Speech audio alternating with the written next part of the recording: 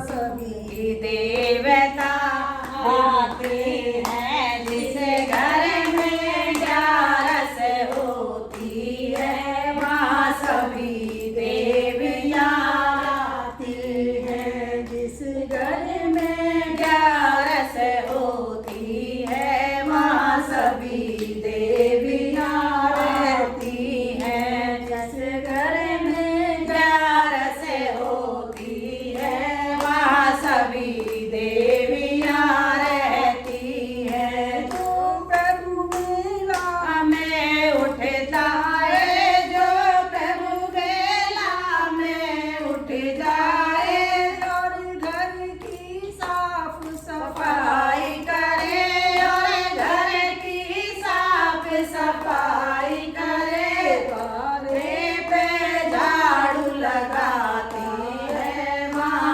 लक्ष्मी मैया रहती है। द्वारे पे झाड़ू लगाती है माँ लक्ष्मी मैया रहती है। जिस घर में जागृत होता है माँ सभी देवियाँ रहती है। जिस घर में ग्यारस होती है वहाँ सभी देवियाँ रहती है। जो जल्दी उठ स्नान करे, जो जल्दी उठ स्नान करे, और घर में पूजा पाठ करे, और घर में पूजा पाठ करे, जो जल्दी उठ स्नान करे, जो जल्दी उठ